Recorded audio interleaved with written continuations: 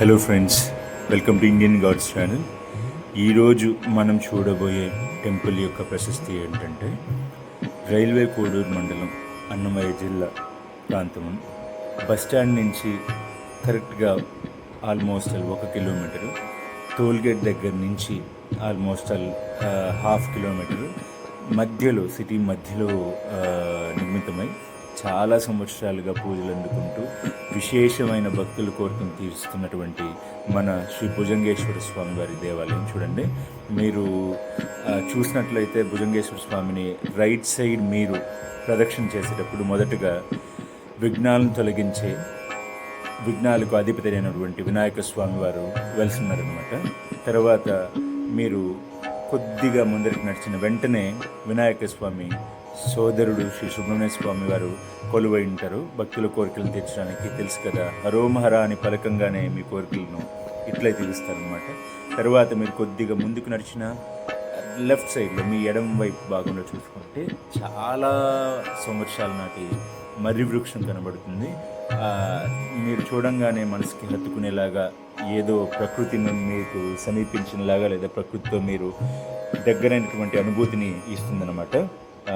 దానికి తోడు కుడి పక్కకు మీరు తిరిగిన వెంటనే నాగుల ప్రపంచానికి అధిపతి అయినటువంటి శివుడిని కాపాడుకుంటూ నాగు తన పడగ విప్పి ఆ శివలింగాన్ని కాస్తున్నటువంటి విగ్రహం అయితే చూస్తాం మనం. ఇక్కడ బిల్వాష్టకం రాసి ఉంటుంది, దాని ముందర నంది కూడా కాస్తారు. తర్వాత ఇక్కడ జిల్లేడి చెట్టు ఉంటుందన్నమాట, మీరు గమనించవచ్చు. చాలా అద్భుతంగా ప్రకృతి వనంలో, అంటే చెట్లు కూడా నిండి ఉన్న ఈ ప్రాంతంలో ప్రకృతి వనంలో ఉందన్నమాట. మీరు చూడొచ్చు, గుడి వెనుక భాగం ఇలా ఉంది.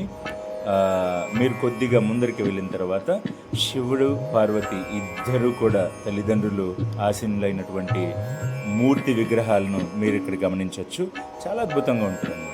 వారి యొక్క కృపా కటాక్షలు అందరికీ వసగేలాగా, ప్రతి ఒక్కరూ కూడా గర్భగుడిలో స్వామిని తెచ్చేయలేరు కాబట్టి మీరు వారి పాదాలు పట్టుకున్నంత మాత్రాన మీ పాపాలను హరించే ఆ హరి పార్వతీ సమేతంగా కూర్చున్నటువంటి ప్రకృతి వనం చూస్తాం. కొద్దిగా ముందరికెళ్ళి మీరు చూస్తే ఆ వనంలో తులసి వనం, తులసి కోట కూడా ఉంది.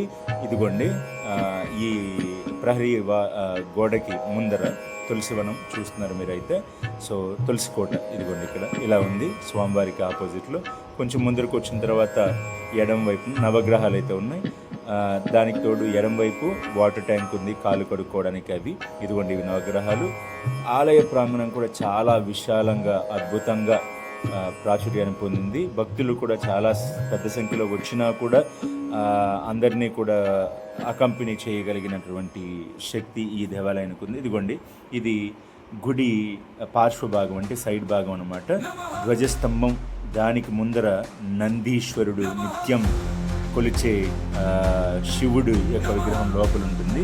సో ఇదిగోండి ఇలా, ఇది ఎంట్రన్స్ భాగం.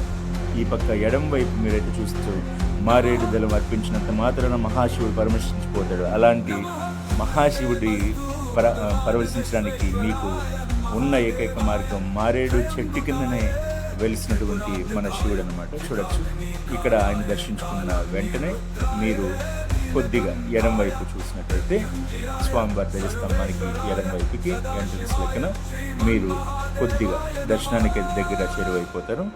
ఇదిగోండి ఇలాగ, ఇది మెయిన్ ఎంట్రన్స్. మీకు మార్కెట్ స్ట్రీట్లోకి వెళ్తారు కదా, అక్కడ ఉన్నటువంటి ఇదైతే కళ్యాణ మండపం. స్వామివారికి ఏదైనా పూజలు కూడా అన్నీ చేస్తారు, అవన్నీ కూడా జరుగుతాయి అన్నమాట. ఇలాంటి ఇంత విశిష్టత. ఇదిగోండి, అమ్మవారు ఎదురుగా మీరు రాగానే మీకు వరాలు ఇచ్చడానికి రెడీగా ఉంటారనమాట. మీరు ఇదిగోండి, ఇక్కడ స్వామివారిని దక్షిణామూర్తి, బ్రహ్మదేవుడు అంతా ఉన్నారు. ఎంటర్ అయిన తర్వాత, సో ఫ్రెండ్స్, అది ఈరోజు మన ఇండియన్ గాడ్స్ తరపున దర్శించుకున్న దేవాలయం. అమ్మవారు శివుడు ప్రత్యక్షంగా మీ కోరికలు తీర్చాలని, మీకు ఎన్నో శుభాలు ఇవ్వాలని మనస్ఫూర్తిగా కోరుకుంటూ, మీ ఆదిత్య కే with Indian gods. Stay tuned to our channel. మన ఛానల్ లైక్ చేయండి, షేర్ చేయండి, సబ్స్క్రైబ్ చేయండి. Welcome with new log tomorrow friends. Thank you. Hara నమ పార్వతీ.